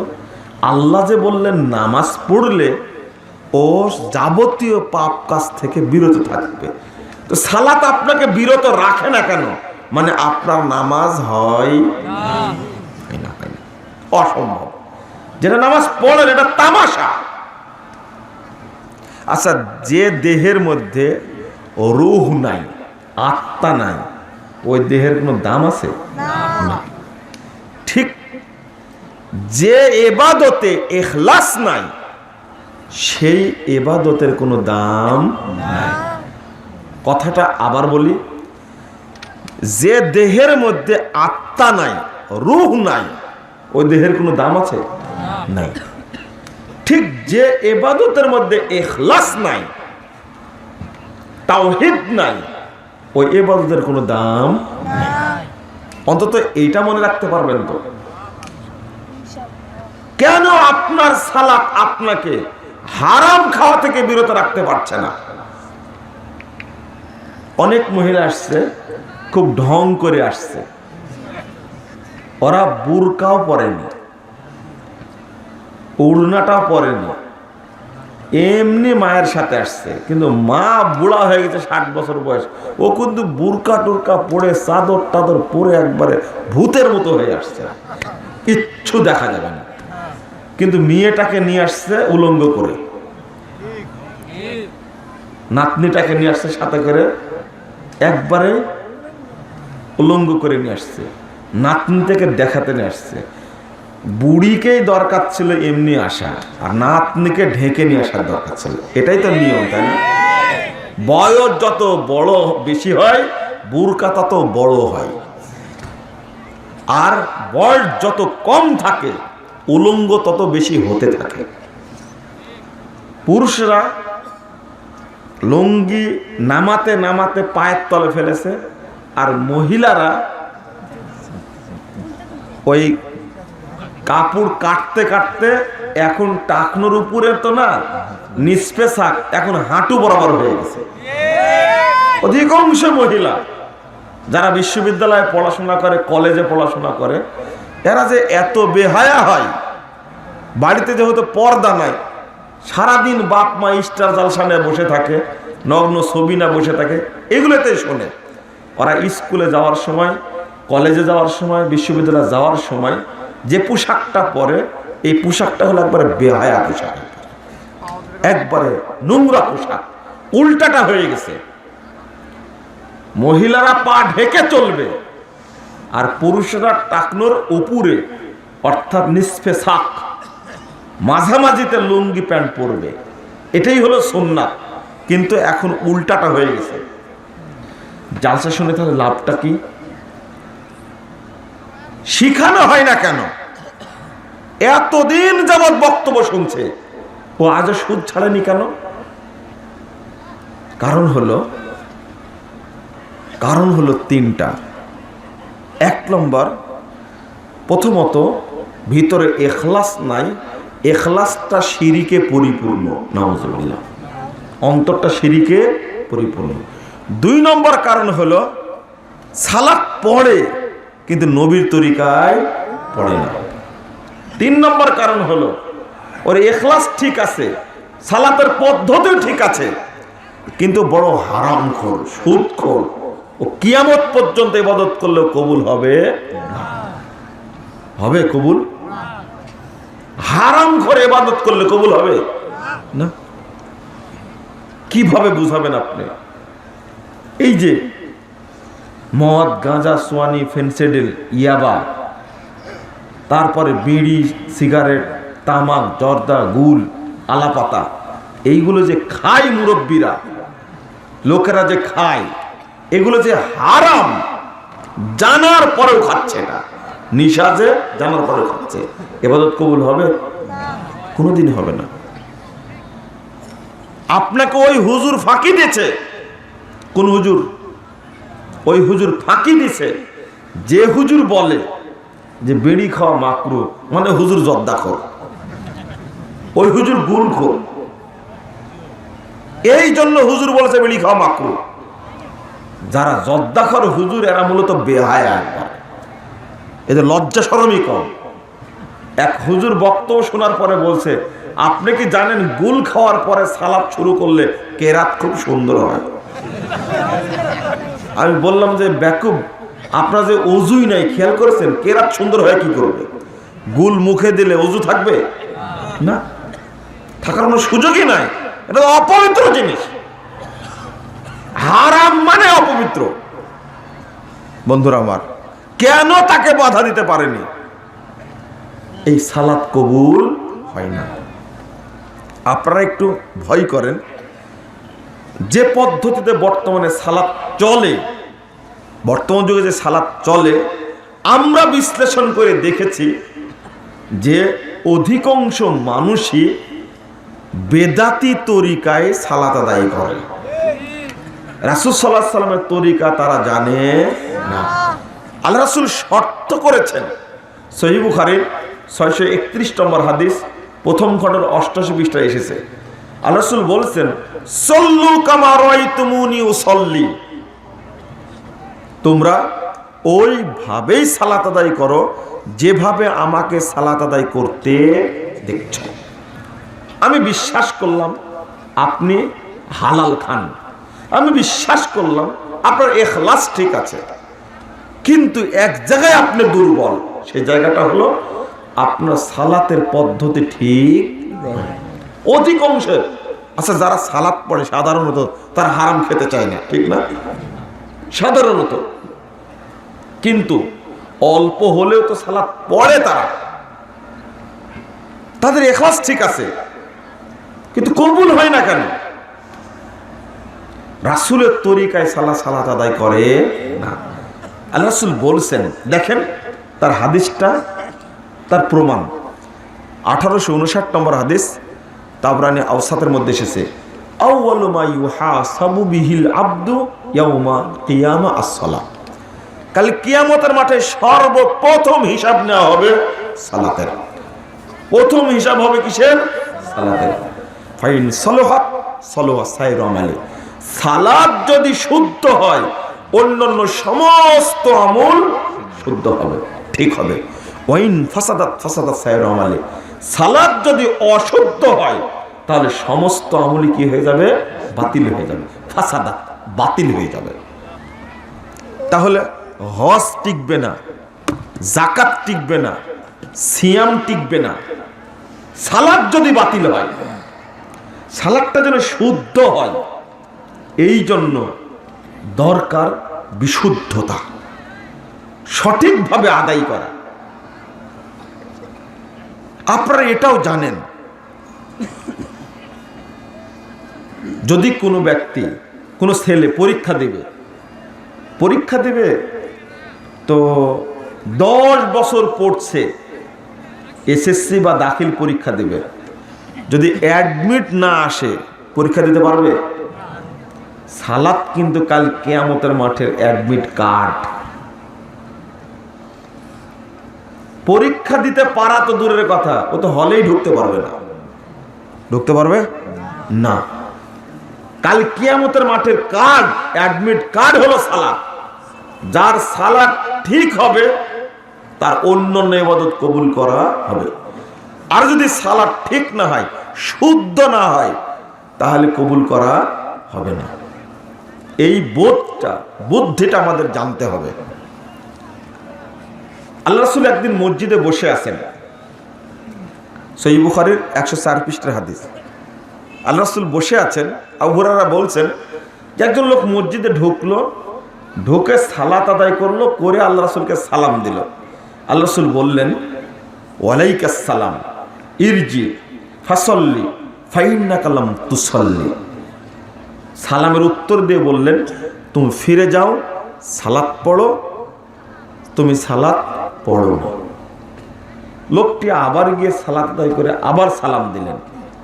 আল্লাহ রাসূল আবার বললেন, ওয়ালাইকাস সালাম, ইরজি ফাসাল্লি ফাইন্নাকা লাম তুসাল্লি। তুমি ফিরে যাও, সালাত পড়ো, তুমি সালাত পড়ো না। লোকটা আবার গেল। তৃতীয়বারে যখন একই কথা বললেন, তখন সাহাবী বলছেন, মা উহসিনু আলা হাযা আল্লিমনি ইয়া রাসূলুল্লাহ। আল্লাহ রাসূল, আমি এর চেয়ে আর সুন্দর করে সালাত পড়তে পারবো না, অতএব আপনি আমাকে সালাত শিক্ষা দিন। কয়বার সালাত পড়েছে? 3 বার পড়েছে। আল্লাহ রাসূলের ভাষা ছিল, তুমি সালাত পড়োই না। মানে কি জানেন? তুমি জীবনেও সালাত আদায় করোনি। কেন এই কথাটা বললাম? মসজিদে নববীতে একজন সাহাবী রাসূলের যুগে আল্লাহর নবীর সামনে সালাত আদায় করছে। 1 বার 2 বার নয়, কয়বার? 3 বার সালাত আদায় করছে। আল্লাহর নবী বললেন, তুমি সালাত পড়োই নি। যদি 4 রাকাত করে পড়ে, কয় রাকাত হয়েছে? 12 রাকাত। যদি 3 রাকাত করে পড়ে, 2 রাকাত পড়লে জ্যান্ত সালাত আদায় করেছে। নবী বললেন, তুমি আজকে না, জীবনেও সালাত পড়োনি। আচ্ছা, জীবনেও সালাত পড়েনি কেন বললাম জানেন? এখানে একটা শব্দ ব্যবহার করেছে আল্লাহ রাসূল, ফাইন্নাকা লাম তুসাল্লি। এই লাম শব্দটা আসলে অর্থটা এমন হয়, যারা আরবি বুঝেন তাদের জানার জন্য বলছি, মা আর লামের পার্থক্য। এই শব্দটা নাফিফেল মাজি মারুফে যদি হতো, মা সল্লাইতা, নামাজ পড়নি, এটাই অনুবাদ হতো। লাম তুসাল্লি, তুমি সালাত পড়নি। অনুবাদ কিন্তু একই, দুইটার মধ্যে পার্থক্যটা কি? লাম আসলে বলা হয় লামের জাহাদ, মানে ইনকার যুক্ত, অস্বীকার। আপনাকে যদি এখন জিজ্ঞেস করা হয়, তুমি কি খেয়েছো, তাহলে আপনি বুঝবেন যে রাত্রির খাবারটা খেয়েছি কিনা, তাই না? যদি না খান তাহলে উত্তর দিবেন কি? আমি খাইনি। তখন মা দ্বারা হবে উত্তরটা। কি দ্বারা হবে? মা কালতো, আমি খাইনি। কিন্তু যদি প্রশ্ন করা হয়, আপনি কি থাইল্যান্ডের লিচু খেয়েছেন? কে খেয়েছেন? হাত তুলেন তো। একজনও খায়নি। এইবার চিনেই না, তাই না? এইবার উত্তরটা হবে লাম দ্বারা। লাম দ্বারা অর্থ হবে আমি জীবনেও খাইনি। এবার কি বুঝতে পেরেছেন? আল্লাহর নবী সাহাবীকে লাম দ্বারা বললেন না মা দ্বারা বললেন? লাম দ্বারা। ফাইন্নাকা লাম তুসাল্লি, এর অর্থ কি জানেন? তুমি যেভাবে সালাত পড়ছো তাতে সালাত জীবনেও পড়ো। এটা হলো শাব্দিক ব্যাখ্যা বললাম। হাদিসটা শুনে নেবার 1312 নম্বর হাদিস নাসাইর মধ্যে এসেছে। হুযায়ফা রাদিয়াল্লাহু আনহু একজনকে বলছেন যে তুমি কতদিন এইভাবে সালাত আদায় করছো, এই তুমি কতদিন যাবত এইভাবে সালাত পড়ছো? তখন হুযায়ফা, ওই লোকটি বলছে হুযায়ফাকে যে মুনজু আরবাইনা সানা, প্রায় 40 বছর যাবত, 40 বছর যাবত সালাত পড়ছি। তখন হুযায়ফা রাদিয়াল্লাহু আনহু উত্তর দিচ্ছেন, লাউ মুত্তা আলা হাদা মুত্তা আলা গায়রিল ফিতরাতি আল্লাতি ফাতারাল্লাহু মুহাম্মাদান সাল্লাল্লাহু আলাইহি ওয়াসাল্লাম। তুমি যদি 40 বছর না এইভাবে পড়তে পড়তে মারাও যাও, 40 বছর না শুধু এইভাবে সালাত পড়তে পড়তে যদি মারা যাও, তুমি বেদিন হয়ে মারা যাও। কি বুঝলেন বলেন তো দেখি? 40 বছর সালাত আদায় করছে। আমি এই কথাগুলো বলছি সাহাবীদের যুগের কথা, রাসূলের যুগের কথা বলছি। সালাত পড়া ব্যক্তি মুসল্লি, তাকে আল্লাহ নবী বললেন তুমি সালাত পড়োইনি। হুযায়ফা আরো ভয় দেখালেন, 40 বছর কেন? তুমি যদি এইভাবে মরা পর্যন্ত সালাত আদায় করো, বেদিন হয়ে মারা যাবে তুমি। কি বুঝলেন আপনারা? রাসূলের যুগ চলে গেছে, সাহাবীদের যুগ চলে গেছে, তাবেঈদের যুগ চলে গেছে, তাবেঈদের যুগ চলে গেছে, মুহাদ্দিস উলামায়ে কেরামের যুগ চলে গেছে। আজকের যুগটা কোন যুগ? আপনি তো মনে করেন সালাত হবে না মানে আমি তো পড়ছি, সালাত হবেই, অথচ নবীর তরিকায় হচ্ছে না। আপনার রুকু এবং সেজদাই হয় না, রুকু সেজদাটা ঠিক মতো করেন না, একবারে সেজদা দুইটা মারান, আছে না? ও এই হাদিসটা শুনেননি আপনারা? শুধু হাদিসটা শুনেছেন, লা সলাতা লিমান লাম ইয়াকরা বিফাতিহাতিল কিতাব, যে সালাতে সূরা ফাতিহা পড়ে না তার নামাজ হয় না, এটা শুনেছেন। ওইটা শুনেননি? লা সলাতা মাল্লা ইউকিমু সুলবাহু ফির রুকুই ওয়াস সুজুদ, তার সালাত নাই যে ব্যক্তি রুকু এবং সেজদাতে তার পিঠকে সোজা করে না, তার সালাত নাই। এটা শুনেননি আপনারা? এটা শুনেছেন? সবচেয়ে বড় চোর কে? সালাত চোর। মানে যে রুকু এবং সেজদা ঠিক মতো করে না, এ হলো বড় চোর সবচেয়ে। এটা তো শুনছেন, তাহলে ওইভাবে রুকু করেন কেন? আপনি কি জানেন আয়াতটা? বলেন তো কোন সূরার মধ্যে আসছে? ফাওয়াইলুল লিল মুসাল্লিন, কোন সূরা আসছে? সূরা মাউন, তাই না? মুসল্লিদের জন্য ওয়াইল, শাস্তি। কেউ বলছেন ওয়াইল একটা জাহান্নামের শাস্তি, কেউ বলছেন একটা জাহান্নাম। মুসল্লিরা সালাত পড়ে জাহান্নামে যাবে। হ্যাঁ, হাদিসেও আছে, আল্লাহ রাসূল বলছেন মান দা বিদাওয়াল জাহিলিয়া ফাহুয়া মিন জুসাত জাহান্নাম ওয়া ইন সামা ওয়া সাল্লা ওয়া জামা আন্নাহু মুসলিম। তিরমিজির হাদিস, মুসনাদ আহমদেও এসেছে 2863 নম্বর হাদিস।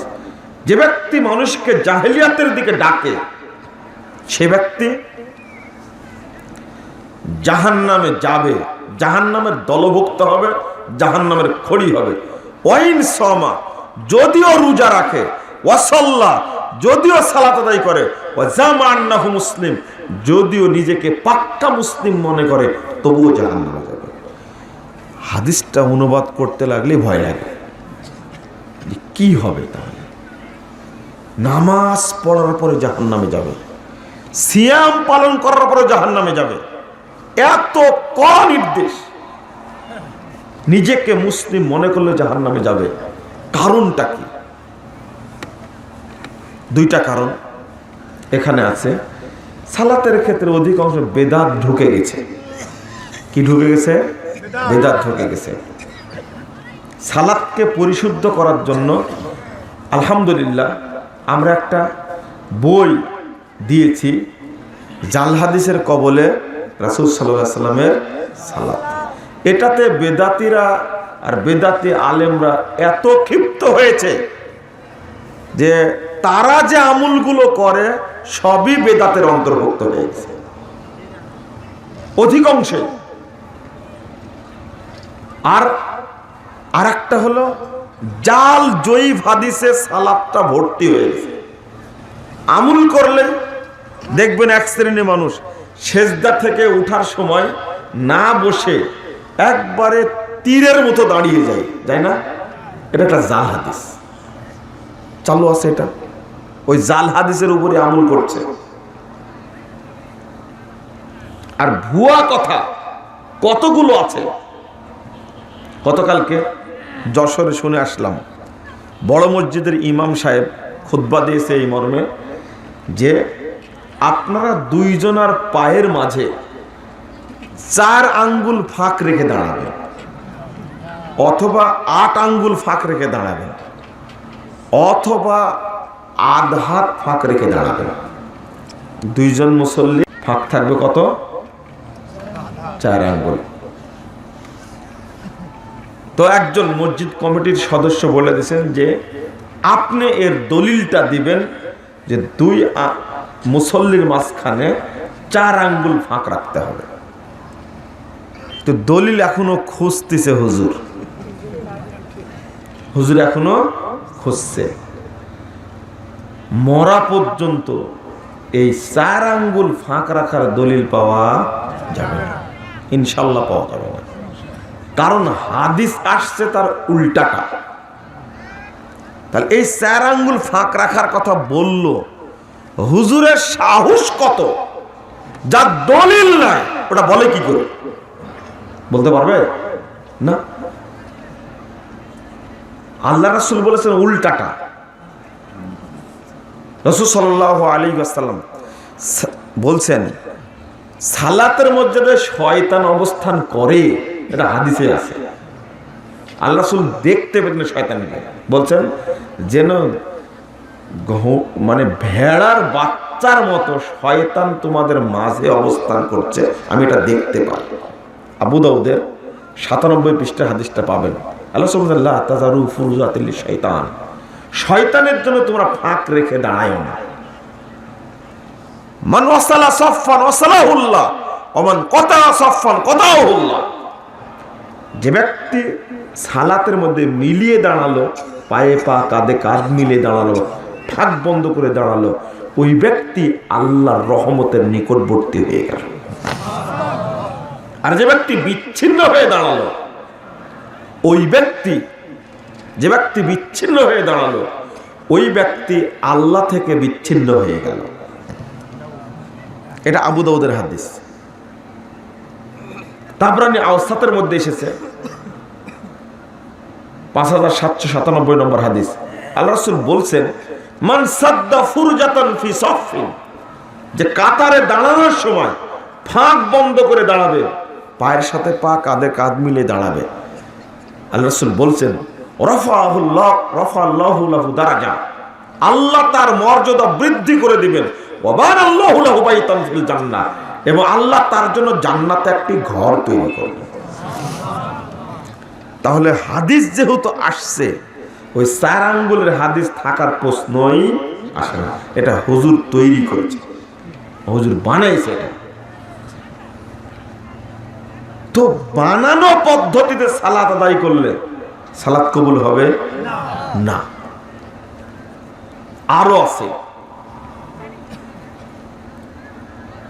বেদাতি হুজুরেরা বলে যে আপনি বইটার নাম দিয়েছেন কেন জাল হাদিসের কবল রাসূল সাল্লাল্লাহু আলাইহি ওয়াসাল্লামের সালাত, এটা কেন দিয়েছেন? আপনি লিখতেন জাল ও জয়ীফ হাদিসের কবলে রাসূল সাল্লাল্লাহু আলাইহি ওয়াসাল্লামের সালাত। আমি বলি জাল হাদিসের কবলে এমনি বলিনি, যতগুলো সালাতের বিধিবিধান আছে, মৌলিক কয়েকটা বিধিবিধান, যেগুলোকে জাল হাদিস দ্বারা হাদিস জাল করে ধ্বংস করা হয়েছে, এই জন্য নাম দিয়েছি জাল হাদিসের কবলে রাসূল সাল্লাল্লাহু আলাইহি ওয়াসাল্লামের সালাত। কারণ বুকে হাত বাঁধার হাদিস, এটা জাল করে আবু দাউদ থেকে তুলে দেওয়া হয়েছে। তাহলে এটা কি ঠিক করলো? অনুরূপভাবে রফুল আযানের হাদিস, রফুল আযানের সুন্নাতকে খতম করার জন্য, মানসুখ সাব্যস্ত করার জন্য নগদ কাঁচা টাটকা জাল হাদিস তৈরি করেছে। একবার নগদ জাল হাদিস তৈরি করেছে। সূরা ফাতিহা যেন না পড়ে মানুষ ইমামের পিছনে, এই জন্য 4টা 5টা জাল হাদিস তৈরি করেছে। তাহলে টিকলো কয়টা বলেন? অনুরূপ ভাবে তারাবি 20 রাকাত সাব্যস্ত করার জন্য হাদিস জাল করেছে। আবু দাউদে ছিল 20 রাত্রি, 20 লাইলাতান, করেছে 20 রাকাতান। কি হলো?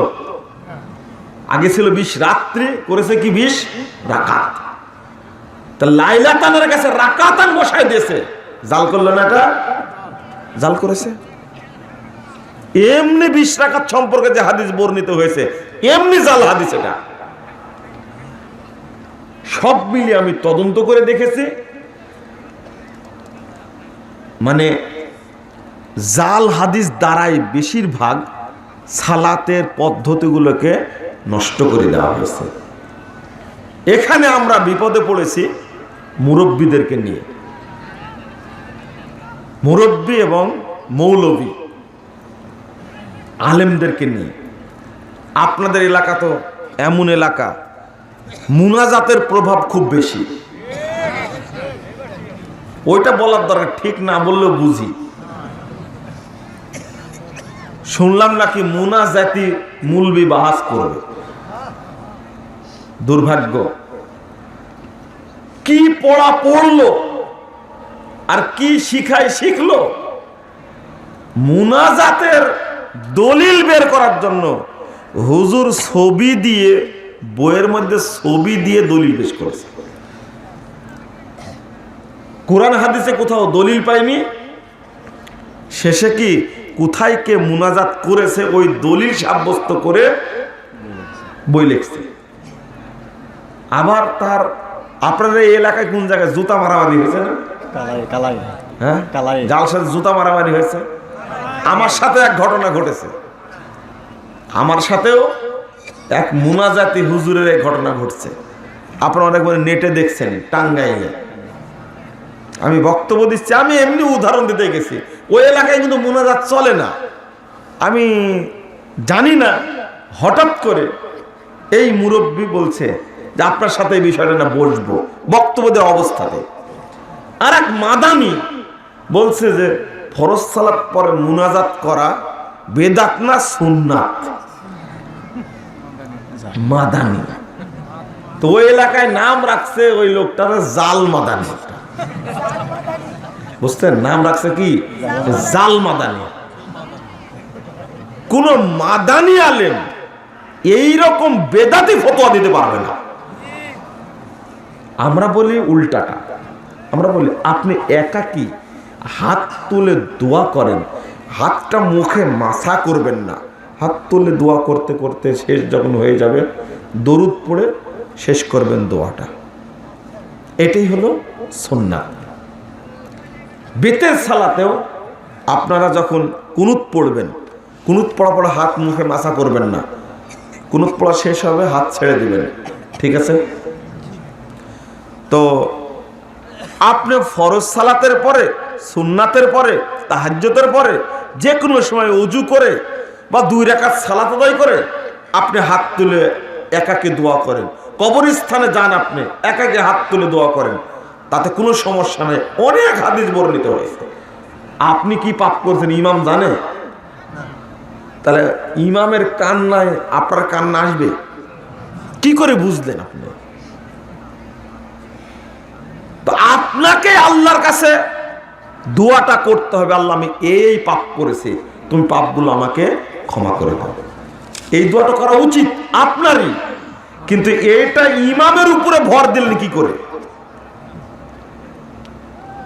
কি করেছে জানেন? দুর্ভাগ্য, মুনাজাতের এক বাহাসে গেছি, তো ওসি সাহেবকে আগেই বুঝানোর জন্য একটা কাজ করেছে। আমার একটা বই আছে, মুনাজাত বই, শারীরিক মানদণ্ডে মুনাজাত, অনেকের কাছে হয়তো আছে। আলহামদুলিল্লাহ এই বইটা লেখার পর থেকে আর কোনো জায়গাতে বাহাসে যাওয়া লাগেনি, কিন্তু তার আগে আমাকে প্রায় 13-14টা বাহাসে যাওয়া লাগছে। আমি গেছি, উস্তাদের সাথে বাহাস হয়েছে, দীর্ঘদিন পড়েছি উস্তাদের কাছে। ওই উস্তাদ মুনাজাতের পক্ষে, আমি হলাম বিপক্ষে, এরকমও হয়েছে। এক বাহাসে এইরকম এক ঘটনা গেছি, করছে কি জানেন? সর্বনাশটা কত চালাক হুজুর, চিন্তা করেন। আমার বই থেকে দলিলগুলো নিয়েছে, আমার বই থেকে নিয়েছে 21টার মতো মনে হয়, 21টা কি 22টা দলিল পেশ করা আছে বইয়ের মধ্যে। এই সবগুলোই জাল এবং জয়ীফ।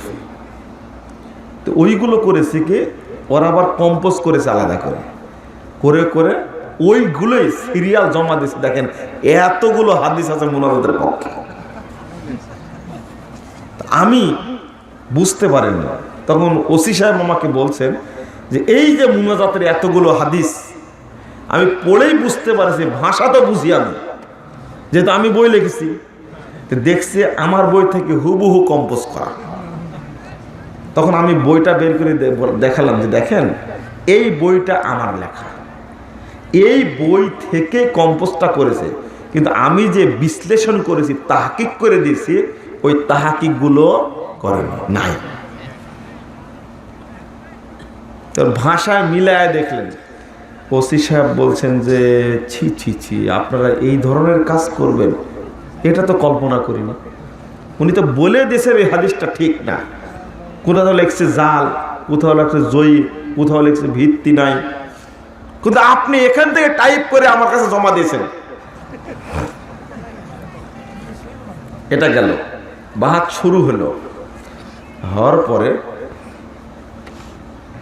এখন প্রায় শেষ, ওসি সাহেব শেষ পর্যায়ে বলছেন, অনেক ঘাটাঘাটি হওয়ার পরে ওসি সাহেব বলছেন, এই যে কান্নাকাটা করে মুনাজাত করি আমরা, এর পক্ষে একটা দলিল দেখাতে পারলেন না আপনারা? মানে ওসি সাহেবের মাথা ক্লিয়ার হয়েছে, বুঝছেন? তখন চট করে সামনে এসে এক রিকশাওয়ালা হবে, একটা মূর্খ মানুষ এসে কি বলছে জানেন? আচ্ছা মুনাজাত নাই এটা বুঝলাম, নাই তার দলিল দেন। আপনারা কি বুঝেছেন? নাই তার দলিল দেন। আমার মাথায় আসছে যে ওহো, এই তো পরিবেশ ঘোলাটে করার জন্য এসেছে। তখন আমি চট করে বলছি যে আচ্ছা ঠিক আছে, আপনি 30 টাকার একটা নোট দেন। তো 30 টাকার নোট মানে দেন, 30 টাকার নোট দেন একটা। তোর মতো আর 30 টাকার নোট নাই তো, দিব কোথায় থেকে? তখন আমি বলছি আচ্ছা ঠিক আছে 300 টাকার একটা নোট দেন। তখন খেপে কে বলছে, আরে ভাই 300 টাকার নোট নেই, আমি দিব কোথা থেকে? তো যে নায়ের যে দলিল নাই তোমার মাথায় ঢুকে নি এখনো, নায়ের যে দলিল পাওয়া যায় না তোমার মাথায় ঢুকে নি। তখন চট করে বলছে কি জানেন, তা আমি কি জানি নাকি, আমাকে হুজুর শিখাই দিছে। বলেন আপনারা বলেন, আসল কাহিনী ফাঁস হয়ে গেল না? উফ, এত কষ্ট পেলাম। আমি বলি মাঝে মাঝে আমরা কিছু জানি না, কথা ঠিক আছে, এটা ঠিক, আমরা জানি না, তবে যাদেরকে মনে করি জানে তাদেরকেও যদি কেউ কটূক্তি করে এটা সহ্য করতে পারি না। তুমি ইবনে তাইমিয়াকে সমালোচনা করো, চিনো তুমি ইবনে তাইমিয়াকে? তোমার শরম লজ্জা কিছু আছে? টাঙ্গাইলের মাদানী হুজুর, আমি তাকে বলছি স্বাভাবিকভাবে যে আপনি মদিনায় থেকে আসলেন, আলবানির ফতোয়াটা পড়েননি, শেখ বিন বাজারের ফতোয়াটা পড়েননি, শেখ উসাইমিনের ফতোয়াটা পড়েননি। তখন বলছে তাদের ফতোয়া ভুল হতে পারে না? বলছো তাদের ফতোয়া ভুল হয় আর আপনার ফতোয়া ভুল হয় না। তুমি মুরগির পাহারা দাও, তোমার ফতোয়া ভুল হয় না, তখন আর ধমক না দিয়ে থাকা গেল না। আমরা কথা বলি কিন্তু কড়া ভাষায় গালি দিয়ে কথা বলি না। আমরা এতটুকু বলি বেদাতি আলেম, এর বেশি বলতে চাই না। আরো কিছু বলা যায়। আর বইয়ে লিখতে গিয়ে হুজুর ইবনে তাইমিয়াকে গালি দিয়েছে, শেখ বিন বাসকে গালি দিয়েছে, শেখ উসাইমিনকে গালি দিয়েছে, শেখ আলবানিকে গালি দিয়েছে। তুমি কে গালি দেওয়া? তুই মুরগির খুল্লা পাহারা দাও বসে বসে, তোমাকে কেউ চিনে না। বেদাতের পক্ষে লিখতে গেলে কেন? এই বেদাতি হুজুরগুলোই আহলে হাদিস সমাজকে বিভক্ত করে রেখেছে। এরাই সমাজের সংস্কারের সবচেয়ে বড় বাধা। আপনাদের বলি যে হুজুরের পাওয়ার আর দাপট অনেক বেশি। কেন জানেন? হুজুর নবীর চেয়েও বড় আলেম। নবুল্লাহ বলছেন কেন? নবীর কোনো ডিগ্রি ছিল? হুজুর তো মাদানি, হুজুর তো হাটহাজারি, হুজুর তো দেওবন্দি, হুজুর ট্রিপল কামেল, হুজুর ট্রিপল দাওরা, হুজুর ডক্টর, হুজুর প্রফেসর, হুজুর আল্লামা, হাজরাতুল আল্লাম, আন্তর্জাতিক মুফাসসিরে কোরআন। ও ডিগ্রির অভাব আছে? তাহলে আর আল্লাহ নবীর কোন ডিগ্রি ছিল? তাহলে হুজুরতে বেশি জানে। ওর পোসপাস কথাবার্তা ঢং ঢং দেখলে মনে হবে যে পৃথিবীতে আমার মতো কোনো বড় আলেম আসেনি। এর চেয়ে বড় বেশি সমস্যা হলো এই বুগদাদি কায়দা পড়া ইমামগুলো। বুগদাদি কায়দা পড়া ওর কোনো যোগ্যতা নাই, ও মুনাজাত করতে পারে, এটাই হলো বড় যোগ্যতা। মসজিদের সভাপতিকে পক্ষে রাখবে বিভিন্ন কথা বলে, সভাপতির ভয়ে তো কোনো কথা বলতে পারে না, হক কথা বলতে পারে না।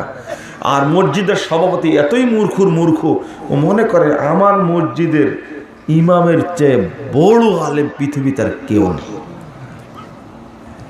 মনে করে এটা হুজুরকে অহংকারী বানিয়েছে সভাপতি, অথচ সভাপতিকে চিনি না। অধিকাংশ মসজিদের সভাপতি মুখে দাঁড়ি নাই, বড় ঘুষখোর, বেড়িখোর, বাড়িতে পর্দা নাই অধিকাংশই।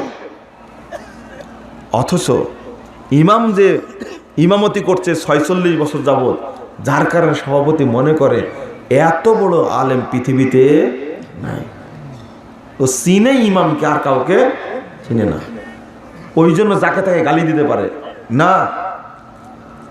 আরে তোমার 14 কোটি ডিগ্রি থাকতে পারে, আল্লাহর নবীর একটা ডিগ্রি ছিল, তিনি হলেন রাসূলুল্লাহ।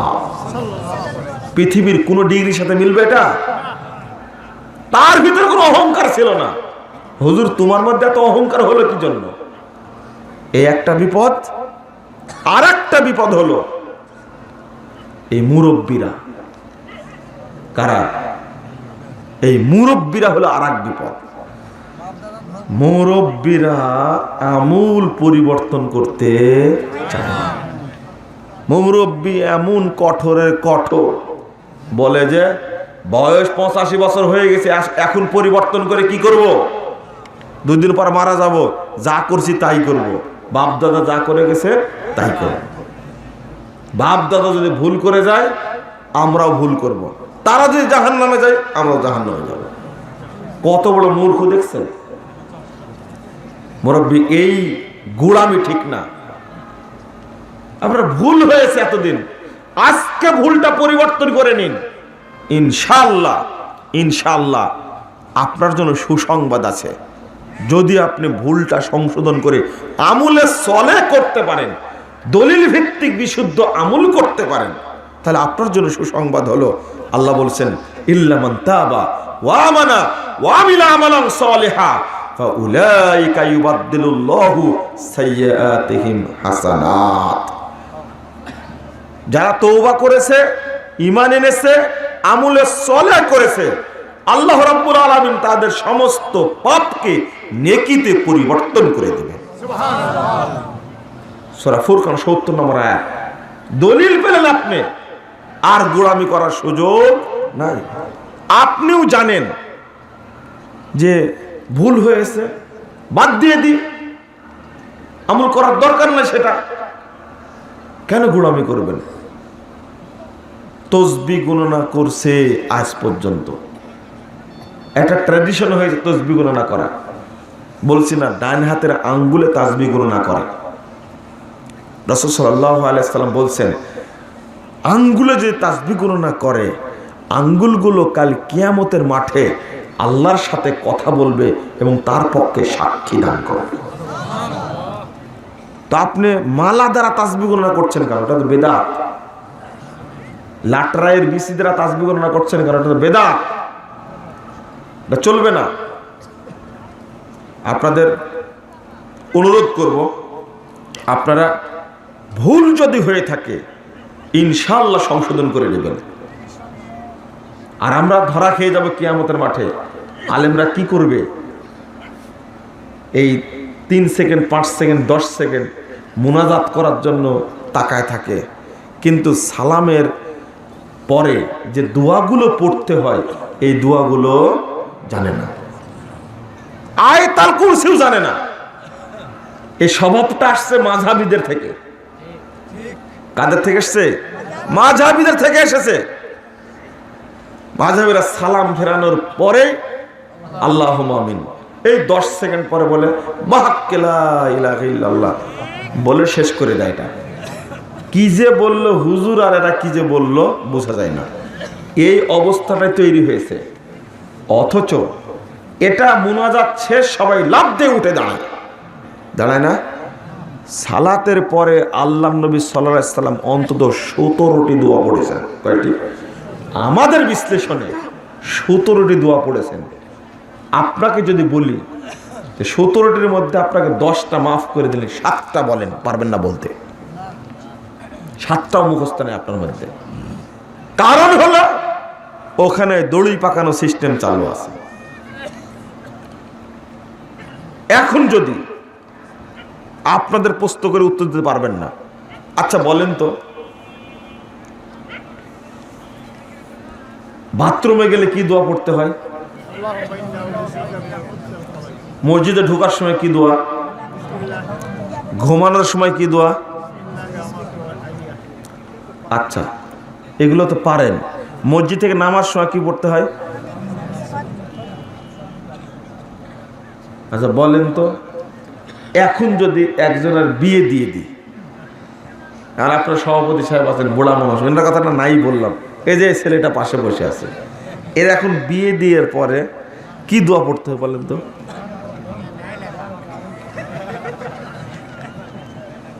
দেখেন কেউ পারছে না বলতে। কারণ কি জানেন? এই 6-7টা বিয়েতে এরকম কাজ হয়েছে আমার জীবনে। বিয়ে পড়ানোর পরে হুজুর এই যে মুনাজাত ধরল, অন্তত 10 মিনিট মুনাজাত করে কান্না কাটা বর কনেতে জাহান্নাম থেকে বের করে জান্নাত দিয়ে উল্টা দিল একবারে। কিন্তু এই দোয়াটা পড়ল না। তখন মুনাজাত শেষে বললাম যে আল্লাহর নবী বর কনের জন্য যে দোয়াটা পড়েছে ওইটা পড়েন না। তখন বলছে যে ওহো ভুলে গেছি। এখন আপনি বলে দেন সবাই পড়ুক। তখন যে মুখস্থ যে নাই। এবার বলেন দেখি কি অবস্থা, বলেন কেন মুখস্থ করতে পারেনি? একজন ব্যক্তি এত দোয়া জানে, সালাতের সাথে সম্পৃক্ত সব দোয়া জানে, ওযুর দোয়া জানে, আজানের পরের দোয়া জানে, মসজিদে উঠার দোয়া জানে, মসজিদ থেকে নামার দোয়া জানে। শুধু তাই, ও আত্তাহিয়াত জানে, দরুদ জানে, রুকুর দোয়া জানে, রুকু থেকে উঠার দোয়া জানে, সেজদার দোয়া জানে, সেজদা থেকে উঠার পরের দোয়া জানে, তাশাহুদ, দরুদ, দোয়া মাসুরা, এতগুলো দোয়া মুখস্থ করেছে। কিন্তু ফরজ সালাতের পরে সালাম ফেরা আয়াতুল কুরসি পড়বে এটা মুখস্থ নাই। কারণ এখানে হুজুরের সমস্যা। শিখতে দেয়নি? বলুন, একটা ছেলে মেয়ের বিয়ে দেওয়ার পরে আধা ঘন্টা 1 ঘন্টা যদি দোয়া চলে আর নবীর দোয়াটা যদি না পড়ে কোনো লাভ আছে? না, কোনো লাভ নেই। আল্লাহ রাসূল বলতেন, বারাকাল্লাহু লাক ওয়া বারাকা আলাইকুমা ওয়া জামা বাইনাকুমা ফি খায়রিন। এই দোয়া আল্লাহ নবী পড়তেন। হুজুরের জানাই নাই। আমার অন্তত কয়টা ঘটনা ঘটছে? 6 থেকে 7টা জায়গায় ঘটনা ঘটছে। আল্লাহ রাসূল বলছেন, ফরজ সালাতের পরে নিয়মিত কোনো ব্যক্তি যদি আয়াতুল কুরসি পড়ে, মান করা আয়াতুল কুরসি ফি দুবুরি কুল্লি সালাতি মাকতুবা লাম ইয়ামনাহু মিন দুখুলিল জান্নাহ ইল্লাল মাউত। কেউ যদি প্রত্যেক ফরজ সালাতের পরে আয়াতুল কুরসি পড়ে, তাকে জান্নাতে ঢুকতে আর কেউ বাধা দিতে পারবে না, একমাত্র মৃত্যু ব্যতীত। মরলেই জান্নাতে যাবে। এই ফজিলতটা জানার পরেও আমল করে না। সুযোগই না, আয়াতুল কুরসি মুখস্থই নেই, পুরুষেরও নাই, নারীরও নাই। কেন এই অবস্থাটা সৃষ্টি হলো আমাদের মধ্যে? একমাত্র কারণ হলো গোলামি। এই গোলামির কারণেই আহলে হাদিস ভাইরা ঐক্যবদ্ধ হতে পারছে না, যেখানে সারা বাংলাদেশের অবস্থা একই। অথচ যদি আমরা ঐক্যবদ্ধ থাকতাম, তাহলে আমাদের মধ্যে যে সমস্যাগুলি আছে, রাষ্ট্রীয় সমস্যা, রাষ্ট্রীয় ঝামেলা যেগুলো আছে, এই ঝামেলাগুলো থেকে আমরা বেরিয়ে আসতে পারতাম। মাঝখানে কয়েকটা এজেন্ডা বাস্তবায়ন করেছে, তার মধ্যে একটা এজেন্ডা হলো আহলে হাদিসদেরকে জঙ্গি বলে চিত্রিত করে আহলে হাদিস মাদ্রাসা মসজিদগুলোকে বন্ধ করার একটা পায়তারা করেছে। 100 বার করেনি? অনেক মাদ্রাসা বন্ধ করেছে, এতিমখানা বন্ধ করেছে, বই পুস্তক যা ছিল সব পুড়িয়ে ফেলেছে। বন্ধুরা আমার, আজকের প্রেক্ষাপটে আর একটা কাজ করেছে, সেটা হলো বাংলাদেশে যে টিভি চ্যানেলটা চালু ছিল না কি? পিস টিভিতে আলোচনা করতো কারা? আহলে হাদিস আলেমগুলোই তো আলোচনা করতেন। তারা যদি ঐক্যবদ্ধভাবে মাঠে নামতে পারতেন এবং বলতে পারতেন, সরকারকে চাপ দিতে পারতেন যে পিস টিভি বন্ধ করা যাবে না, বেদাতি আলেমদের বিপক্ষে।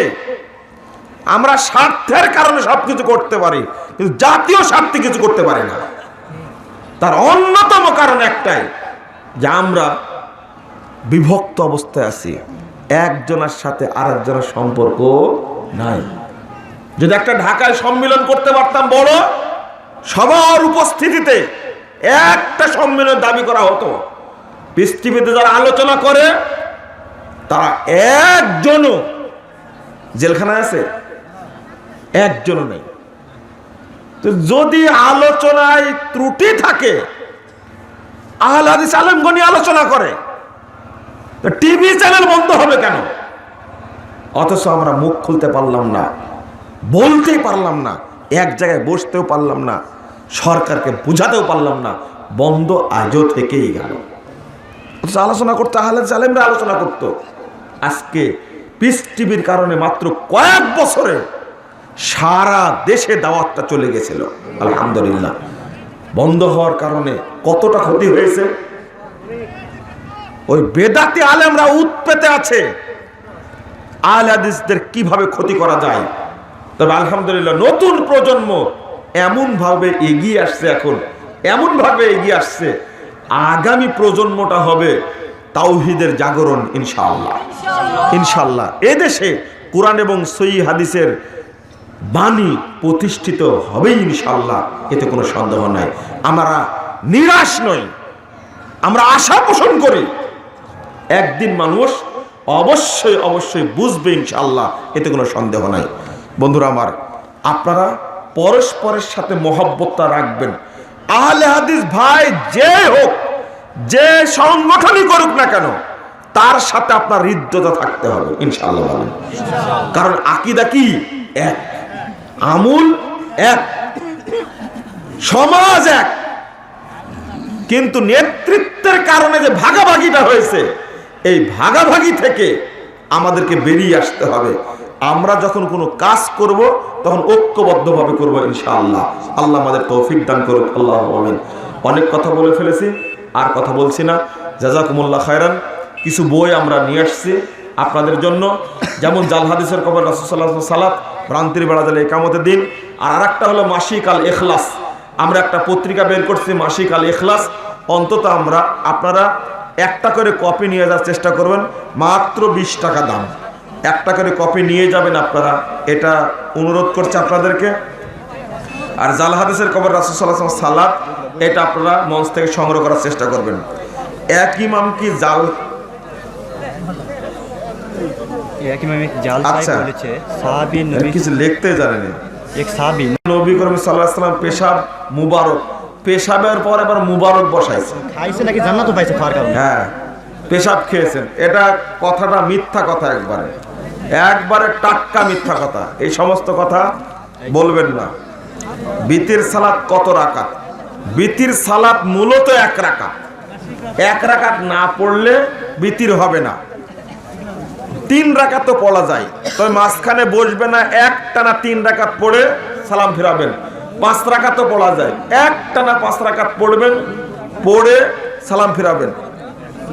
একটানা 7 রাকাত পড়া যায়, 6 রাকাত পড়ে বৈঠক দিয়ে 7 রাকাত পড়ে সালাম ফিরাবেন। 9 রাকাত পড়া যায়, একটানা 8 রাকাত পড়ে বৈঠক দিয়ে 9 রাকাত, আর 1 রাকাত পড়ে 9 রাকাত পড়ে সালাম ফিরাবেন। 1 রাকাত বেশি বেশি পড়ার চেষ্টা করবেন, কারণ এই সুন্নাতকে এই দেশে হত্যা করা হয়েছে। 7 ভাগে কুরবানি দেওয়া যাবে কি? গতদিনে উত্তর দিয়ে গেলাম যে হ্যাঁ, প্রত্যেক পরিবারের পক্ষ থেকে একটা কুরবানি দিতে হবে, এটাই হলো উত্তম। আপনারা এই আমলটা করারই চেষ্টা করবেন। 7 ভাগে কুরবানি দেওয়া যাবে, মাসালাটা ইখতিলাফপূর্ণ। কথা বোঝা গেছে? মাসালাটা কি? ইখতিলাফপূর্ণ। তবে কেউ বলতে পারবেন না যে 7 ভাগে কুরবানি দিলে হবে না, এই কথা বলার অধিকার নাই।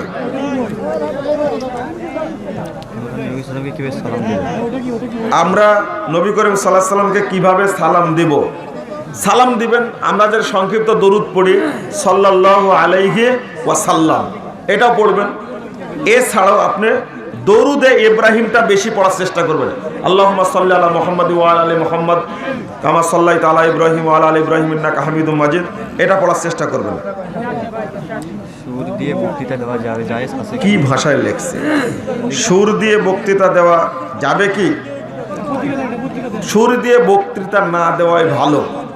অনেকেই এই সুর দেওয়ার কারণে এই বেদাতি কথাবার্তা অনেকগুলো বেরিয়ে আসে। কথা বোঝা গেছে? তবে অনেকের ভালো সুর আছে, তারা যদি সুর দিয়ে সহিহ হাদিসের কথাগুলো বলে তাহলে আপত্তি নেই। তো আমরা পছন্দ করি যে সুর কোথাও চলে না, শুধু এক জায়গায় চলে, বক্তৃতার মাঠে চলে। জানাজার সালাত নামাজে সূরা ফাতিহা পড়া লাগবে কিনা? সূরা ফাতিহা না পড়লে সালাতই হবে না। যে কোনো সালাত সূরা ফাতিহা না পড়লে সালাত হবে না। আপনারা এই প্রশ্নের উত্তরগুলো জানার জন্য মাসিক আল ইখলাসটা নিয়ে যান, আর প্রতি মাসে নেওয়ার চেষ্টা করবেন। দলিলের ভিত্তিতে 40টা 45টা সবসময় থাকে প্রশ্ন উত্তর, আপনারা জানবেন। বাংলাদেশে প্রচলিত আছে যে জানাজার সালাতে সানা পড়া হয়। জানাজার সালাতে সানা নাই, কি নাই? সানা নাই। হাত বেঁধেই সূরা ফাতিহা পড়তে হবে, হাত বেঁধেই সূরা ফাতিহা পড়ার চেষ্টা করতে হবে। ওযুর সময় ঘাড় মাসা করা যাবে না, এটা হলো বেদাত। ওযুর সময় মাথার কান মাসা করতে হবে, এটা ফরজ। জামাতের সাথে নামাজ পড়তে 5 ওয়াক্ত কি ইমামের সাথে সূরা ফাতিহা? জি, জামাতের সাথে নামাজ পড়তে 5 ওয়াক্ত কি ইমামের সাথে সূরা ফাতিহা পড়া লাগবে? জোহর ও আসরের সময় পড়লে হবে যে না, 5 ওয়াক্ত সালাতে ইমামের পিছনে সূরা ফাতিহা পড়বেন। জোহর আসর সালাতে মুক্তাদি সূরা ফাতিহার সাথে অন্য সূরাও মিলাতে পারবে। সূরা ফাতিহার সাথে মুক্তাদিরা অন্য সূরা মিলাতে পারবে। জাযাকুমুল্লাহ খায়রান।